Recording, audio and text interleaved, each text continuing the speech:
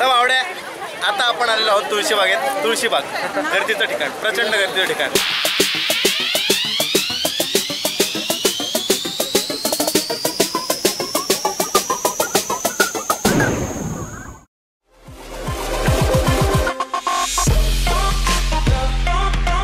नमस्कार मित्रांनो, तर मी आलो आता पुण्यामध्ये तुम्हाला पुणे दर्शन दाखवायला आणि माझ्यासोबत आहे डीप लाईफ. आणि आता आम्ही निघालोय माझ्या एका मित्राच्या घरी. तो मित्र आपल्याला पूर्ण पुणे फिरून दाखवणार आहे 2 दिवस. चालू केले तुम्ही? बोल ना मग. मी कशाला बोलू? अरे ब्लॉग कोणाचा आहे? प्रमोशन कोणाचं करायचे? अरे ब्लॉग कोणाचं आहे? तू बोल ना. आम्ही काय सगळे किडे आहे ना, किडेगिरीच करता येत नाही. स्वतःच्या चॅनलवरती फक्त किडेगिरी करतात. जाऊ द्या मित्रांनो, ओळख करून देतो. सूरज, प्रशांत.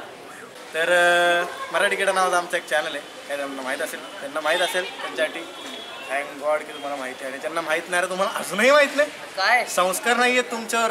अरे जीवनच्या चॅनलवर त्याचे व्हिडिओ बघता, आमचं चॅनल तुम्हाला माहीत नाही, कसं काय व्हायचं? आमचा चॅनल आहे मराठी किडा नावाचा. आम्ही वेगवेगळे रिव्ह्यूज इंटरव्ह्यूज घेत असतो लोकांचे. डायरेक्ट रस्त्यावर जातो, डायरेक्ट भेटतो जाऊन आणि एखादा किडे करायचं. बोल ना किडे. किडे बोल ना किडे. तर हा मला सांगणार कसं जास्त आज किडे बोलणार आहे. म्हणजे बरं चला आता मला किडे करून मला पुण्यात दाखवा. जास्त टाइमपास झाला. याला पुन्हा दाखवायला आलो तर टाइमची गरज लागणार होतीच, हे माहितीच होतं मला. चला मग जरा दाखवता नका भाऊ, चला.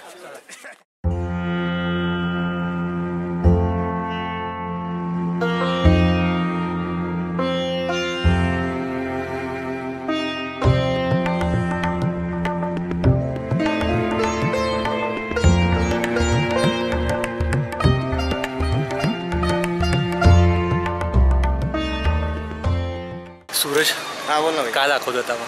काय नाही, आता गणपतीचं दर्शन घेतलेलं आहे छान. तर आपण जरा मंडईत जाऊ, इंग्रजांनी बांधलेल्या मंडईत. काय नाव आहे मंडईचं? नाव आहे महात्मा फुले मंडई. बरं, प्रसिद्ध मंडई आहे इकडची. ओके, म्हणजे आमच्या इकडची क्रॉफर्ड मार्केट. हा एकदम परफेक्ट. चला मित्रांनो.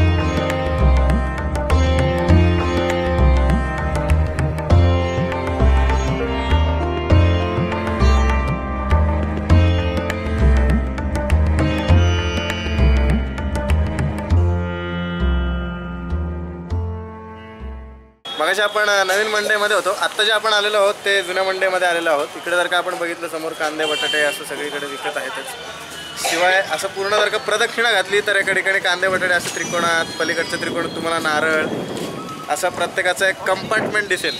बरं, ते आपण बघायचंय. नक्कीच एक राऊंड मारून बघूया.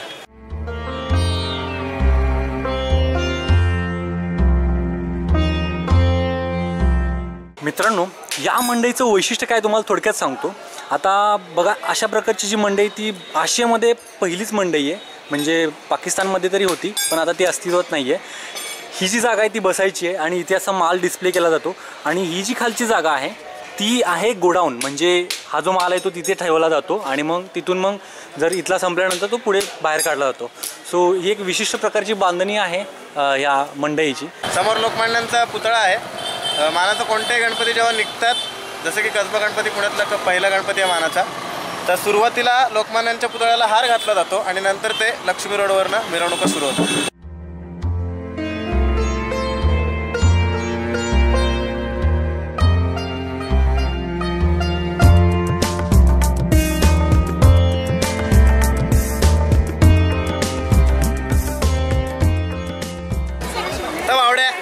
आता आपण आलेलो आहोत तुळशीबागेत. तुळशीबाग गर्दीचं ठिकाण, प्रचंड गर्दीचं ठिकाण. तुळशीबाग अभिमान हवा. गर्दी असली तरी कसला रे अभिमान तुम्हाला?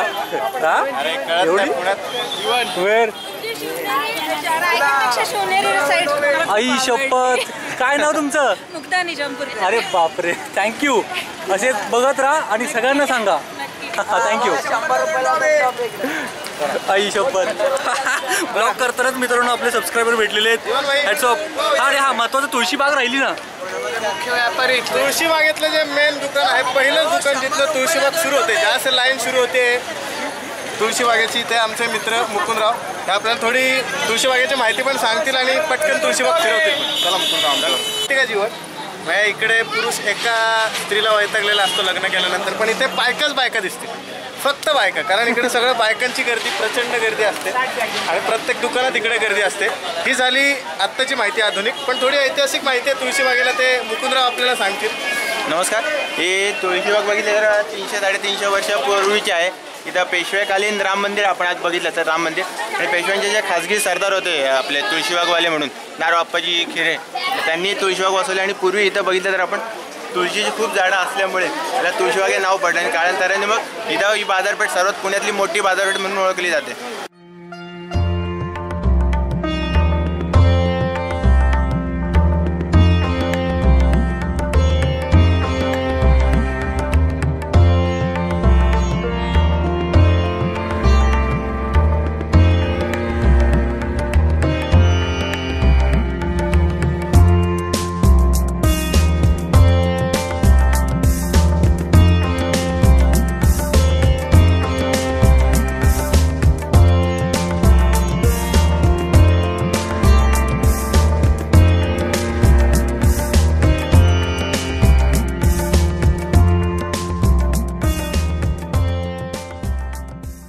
आपण आत्ता उभे आहोत ते 14 मानाचा गणपती तुळशीबाग गणपती म्हणून फेमस आहे आणि सर्वात मानाचा 14 गणपती. आणि आपण बघितलं तर पुण्यात चलत्या देखाव्यांची सुरुवात ही या मंडळापासून सुरुवात झाली. माननीय मूर्तिकार DS काटावकर यांनी पुण्यात सर्वात प्रथम आलती चित्र देखावी परंपरा चालू केली. मग सर्व मंडळांनी चालू केली याची अशी परंपरा. आणि सर्वात महत्त्वाचं म्हणजे ही फायबरची हलकी मूर्ती अशी बसवण्यात आलेली आहे आणि लोकमान्य टिळकांनी याला पुण्यातली मोठी बाजारपेठ म्हणून 14 मानाचा गणपती म्हणून स्थान दिलेलं आहे. तर इथं फेमस असे श्रीकृष्ण भुवन पण आहे. तिथं आपल्याला 75 वर्षापूर्वीची मिसळ पण खायला मिळते. त्याचबरोबर इथं भरपूर दुकानं अशी आहेत की तिथं कानातली गळ्यातली बायकांची फेमस आहेत. म्हणजे असं की जगात कुठे नाही मिळालं तरी ती पक्की गोष्ट ही पुण्यात मिळणार आणि आपल्या तुळशीबागेत मिळणार यात काही शंका नाही. कारण की तुम्ही कुठलीही वस्तू म्हणजे चपलेपासनं ते चपला हारांपर्यंत आणि चपला हारांपासून ड्रेसपर्यंत सर्व गोष्टी बारीक सारीकपणे तुम्हाला इथं तुळशीबागेत मिळून जातात.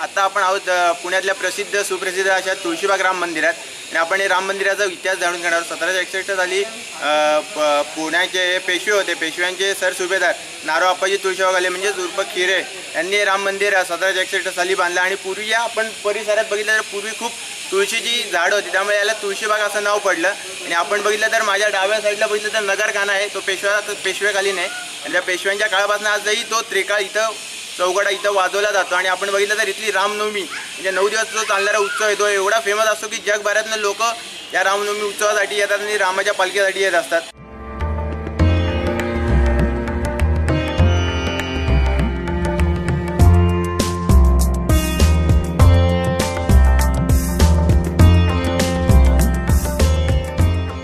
काका तुम्ही कुठून आलाय?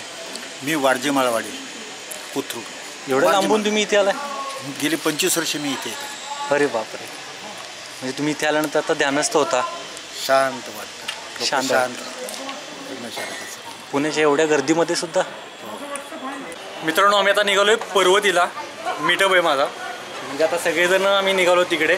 पर्वतीचा एक वेगळा व्हिडिओ पण बनवूया आणि मीटअप पण करूया. So let's go.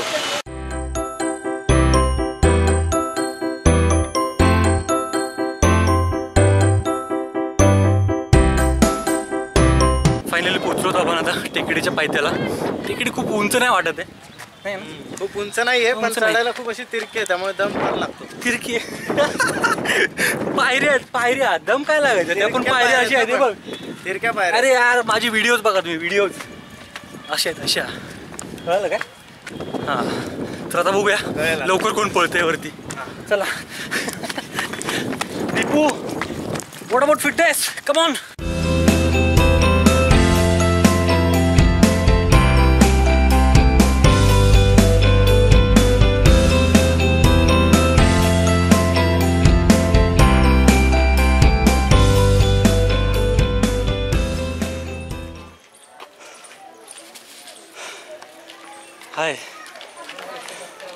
ओके हे सगळे आहेत काय?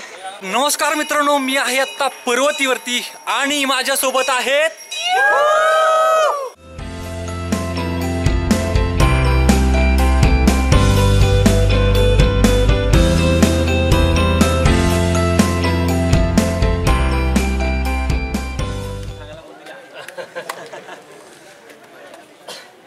सगळ्यात महत्त्वाचं जीवनला भेटायचं होतं. आमची देखील भेट झाली होती. फक्त फेसबुकवरती मित्र होतो. आमचं जास्ती असं काही इंटरॅक्शन किंवा नाही म्हणजे आणि त्याला पण इतकी ओढ आहे त्या गोष्टीची की आम्ही म्हणतो कुठे मीटअप वगैरे, कारण आमचं शूट इतकं टाईट आहे ना 2 दिवस आज आणि उद्या, त्यात शक्यच नव्हतं. सॅटर्डे संडे आला त्यामुळे सगळे बाहेर पडत असतात. सगळे बाहेर पडत असतात. आणि दुसरं म्हणजे की जर का मीटअप ठेवला असताना शूट होऊ शकत नव्हतं, पण झालं त्यातनं. म्हणजे त्याची ओढच म्हणेल मी की ज्याच्यामुळे तुम्ही पण आलात. आणि काय पुण्याला असं विशेष येता येईल आणि सगळा मला खूप मॅसेजेस होते आणि मी मुंबईचा प्लॅन केला होता.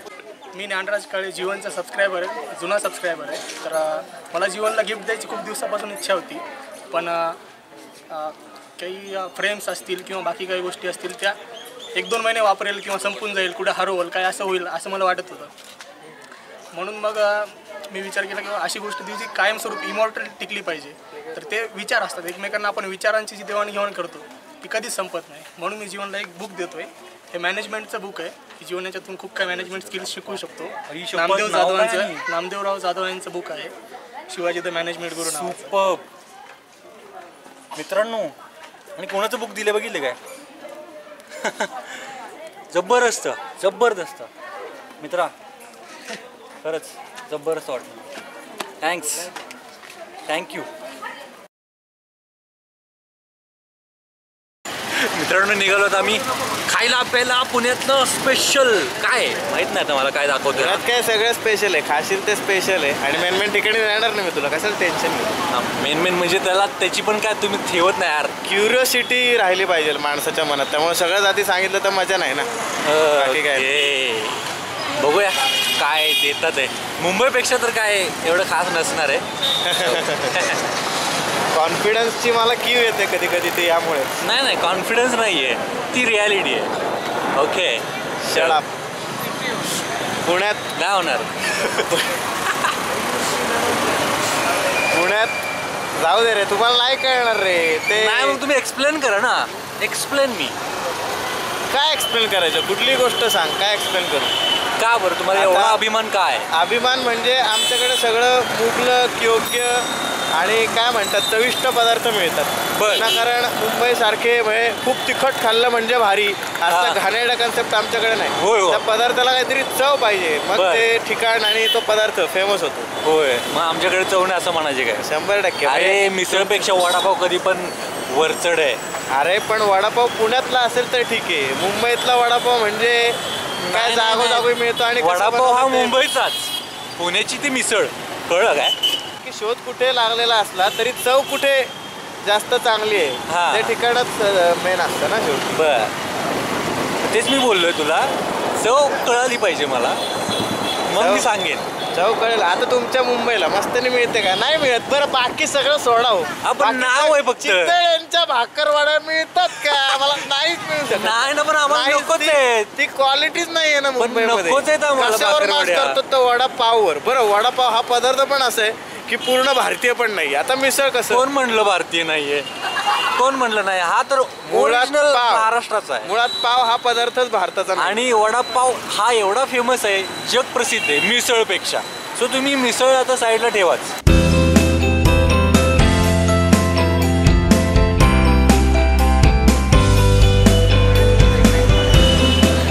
काय हे काय ना मॅरेकेश आहे म्हणजे चांगलं, जिथे चिकन वगैरे भारी मिळतं. चिकन भारी लागेल.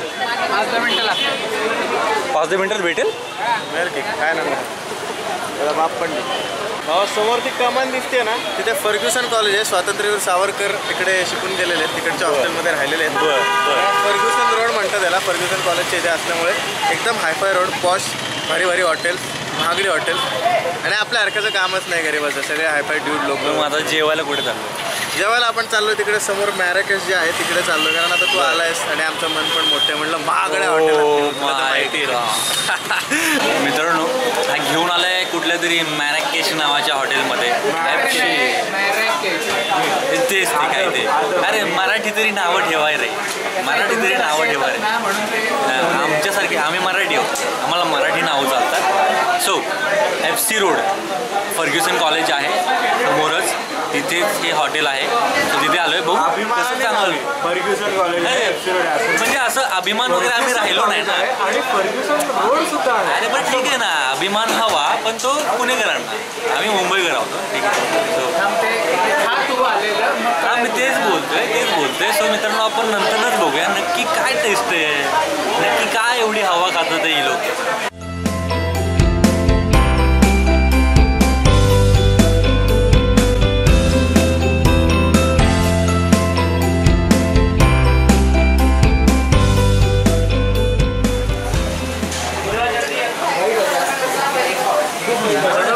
सगळे ऍक्टिंग आहे. आवडले मान्य करा. नाही मस्त, मॅरेकेश मस्त होतं. म्हणजे काहीतरी वेगळा आयटम होता तो, काहीतरी काय नाव होतं त्याचं, शॉर्मा या. तो मस्त होता पण जास्त वेळ पण तो काही चघळू नाही शकत आहे आपण.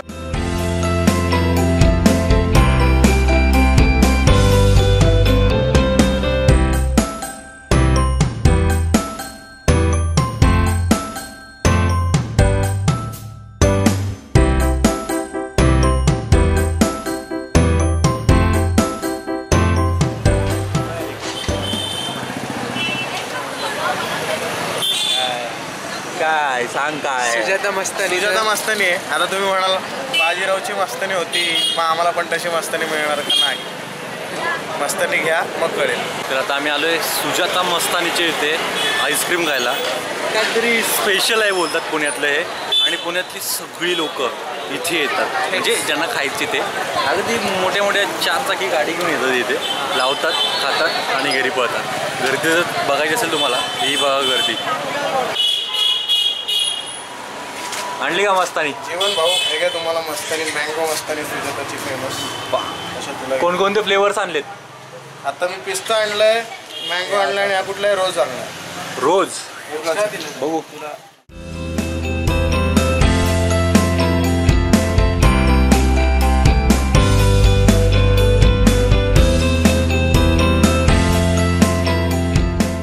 काय आता आपण राजधानीमध्ये आलेलो. इकडे सगळी आयुर्वेदिक प्रकारची पानं मिळतात आणि इथे एकही पान तुम्हाला तंबाखू टाकून मिळत नाही. ही सर्वात एक चांगली गोष्ट. दुसरी महत्त्वाची गोष्ट म्हणजे की इथे एक वेगळं पान मिळतं, फायर पान म्हणतात त्याला. त्या पानाला आग लावतात आणि आपल्या तोंडात टाकतात ते. एक पान आपण बघू, त्यांना सांगू करायला आणि काय प्रकारे बघू.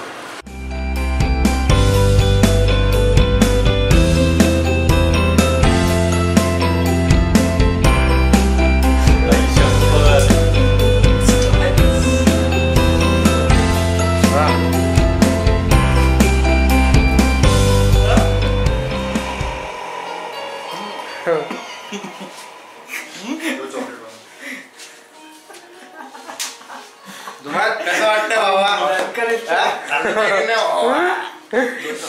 डोळ्यातनं पाणी आलं.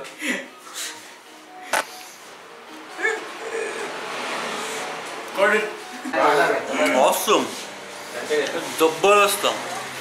बोलतो नाही मी नंद बोलतो. आपल्याकडे आयुर्वेदिक पानं आहेत. आयुर्वेदिक पान म्हणजे जसं पूर्वी वैद्याला होतं जसं पानाची विडे द्यायचे, त्या प्रकारचे आपल्याकडे 100 प्रकारचे आपण टोटल पानं केलेली आहेत. जसं भूक लागण्यासाठी पान आहे, पचनासाठी असं डायजेस्टिव्ह असं पाचक पान आहे, बकासूर म्हणून त्याचं नाव आहे, पाचक पान ते आहे. कुंभकर्ण शांत झोपेचं निद्रेचं पान आहे. तर पित्तशामक पान आहे आपल्याकडे. तर स्ट्रेस रिलीफसाठी तणावमुक्तीचं पान आहे, पित्तशामक आहे. नंतर भूक लागण्यासाठी पान आहे, दातांच्या मजबुतीसाठी आहे, सर्दी खोकला अशा प्रकारचे जवळ आपल्याकडे आयुर्वेदिक पानं आहेत. मसाले पानं रेग्युलर आहेत आपल्याकडे, चॉकलेट पानं पण आहेत. सगळे आहेत. आपण आपल्या डॉक्टरांच्या अंडर आपण ज्या चटण्या वगैरे किंवा आपण जे चूर्ण वगैरे जे वापरतो ते आपण सगळं डॉक्टरांकडनं आपण घेतो. डॉक्टरांकडनं आपल्याला सगळं त्याचा सल्ला वगैरे असतं, त्यामुळे ते आपण चालू केलेलं आहे. छान जेवण झालंय. म्हटलं फायर पण आवडलं असेल, सुजाता मस्तानी पण आवडली असेलच, शेवटी पुण्यातली आहे. पण आमच्याकडे एक पद्धत आहे, जेवण वगैरे झाल्यावर जरा एवढं खाल्ल्यावर आम्ही शतपावली करायला झेड ब्रिजवर जातो.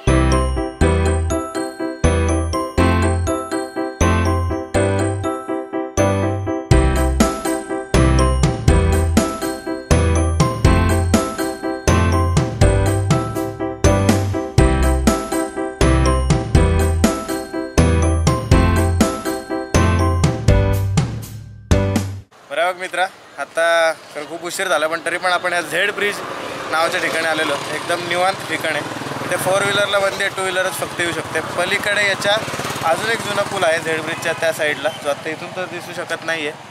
लाकडी पूल म्हणून असं त्याला नाव आहे आणि तिकडनं 4 व्हीलर्स किंवा बसेस जायला परवानगी आहे, पण इथनं फक्त 2 व्हीलर जातात.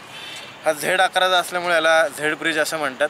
याचं मूळ नाव जे आहे ते आहे गाडगीळ पूल, पण याला झेड आकार असल्यामुळे या पुलाला झेड ब्रिज म्हणतात. पूर्वी याच्या खाली नदी दिसते, मोठा नदी. आत्ता दिसेल का नाही अंधारात माहीत नाही, पण इथे पूर्वी सर्कस किंवा काय म्हणतात अम्युजमेंट पार्क वगैरे लागायचं. आता सरकारने बंदी आणली आहे त्याच्यावर, पण इथे कधी पण आलात, किती पण स्ट्रेस असला तुम्हाला इथे शांतता मिळते. मित्रांनो, तुम्ही म्हणाल की आता झेड ब्रिजवरती घेऊन आला आहे आणि काय दाखवतो आहे, माहिती तर सांगितलीच, पण आता उजेड नसल्या कारणामुळे आता मी दाखवू नाही शकत आहे. पण उद्या अख्खं पुणे फिरायचं आहे आपल्याला आणि त्यावेळी तुम्हाला पुणे अस्सल काय ते बघायला मिळेल.